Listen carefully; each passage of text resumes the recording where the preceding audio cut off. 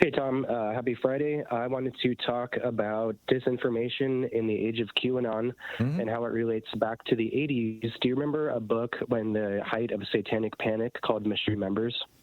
I don't, but I do remember the McMartin preschool, and all that. That it was like a whole year of panic. It was a true moral panic. It lasted.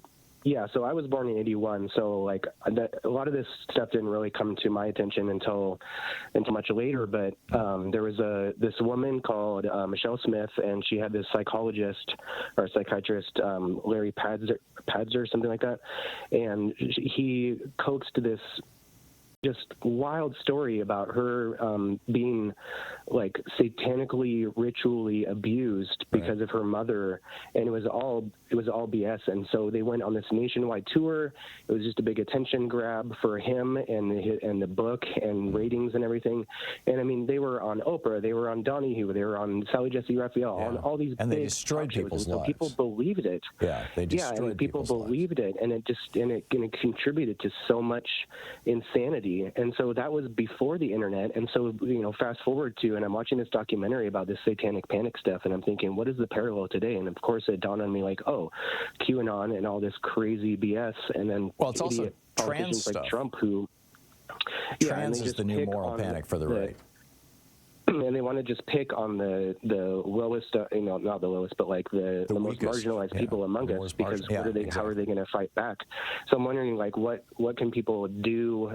And you talked about like media literacy and stuff like that. Like, shouldn't that be at the forefront of teaching children? Like, especially in, I don't know, like what schools are doing in today to fight this kind of so people need to learn how to like distinguish insane lies from truth, and how can parents teach their children to be more literate. Yeah, I'm with you. I'm with you, Craig, and it's why I'm arguing in my article today at HartmannReport.com. I said that I made the point that having federal funds available, like there were before Reagan, for teaching civics.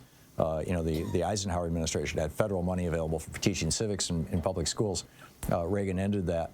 But, to provide federal grants to teach media literacy and critical thinking skills in every public school in America would be a rounding error in the federal budget. I mean, it would cost us, the average taxpayer, less than a penny, and the dividends would be massive.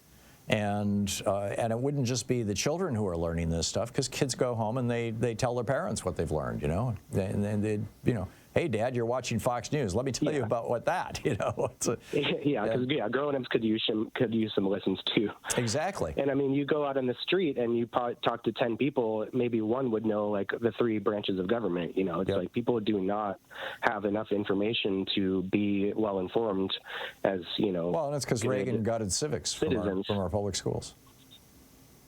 I mean, it's really crazy, but maybe talk more in the future about the satanic panic stuff, because it was long lasting and it had a huge impact. The 80s were crazy, and it's just getting more and more crazy and it has real world impacts. You had the guy that went into Pink Comet Pizza in Washington D.C. with a gun. He said, "Where's the basement?" They're like, "We don't even have a basement." It's crazy. Another moral panic. Yep, you're right. Craig, thank you. Thank you for the call. It's 49 minutes past the hour. I'll be back with more of your calls in 1 minute. Stay tuned.